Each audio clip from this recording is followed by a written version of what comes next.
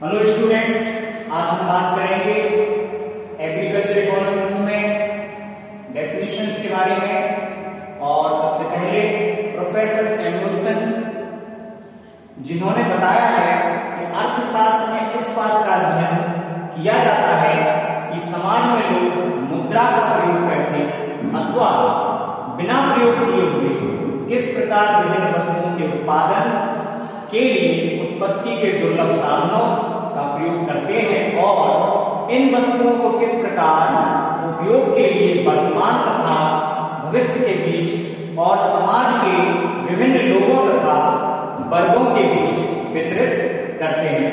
अर्थात professor Samuelson की जो परिभाषा है वो एक चीज में बताती है कि सोसाइटी में जो लोग हैं वो लेन देन के लिए, एक्सचेंज के लिए मुद्रा का प्रयोग करते भी हैं और नहीं भी करते हैं।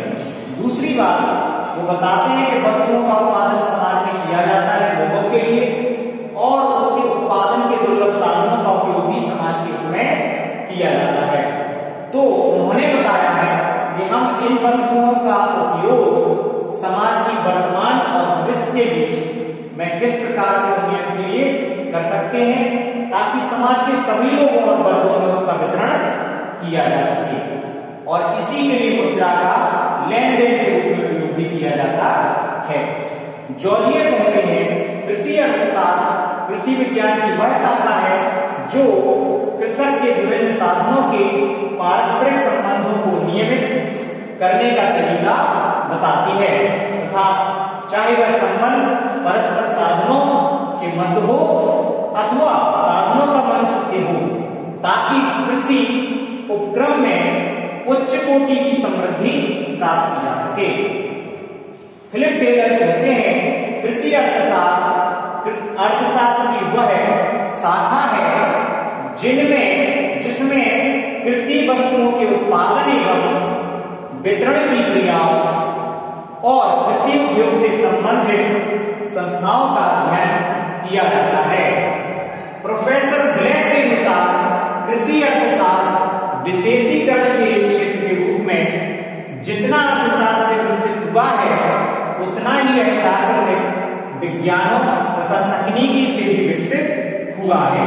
अब हम एक नजर डालते हैं कि आखिर विज्ञान किसे कहते हैं।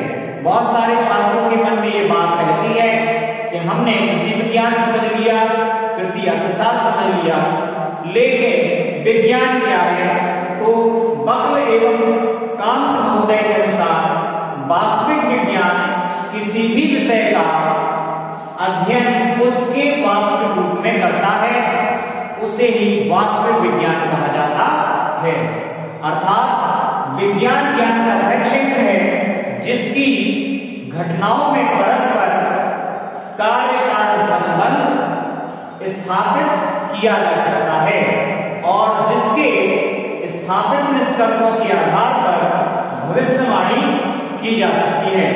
अर्थात विज्ञान उसी को कहा जाएगा जो कि घटनाओं का अध्ययन करता है, घटनाओं में कार्य और कारण संबंध को स्थापित कर सकता है और उसके आधार पर कोई निष्कर्ष निकाल सकता है और उन निष्कर्षों के आधार पर ही कोई भविष्यवाणी की जा सकती है।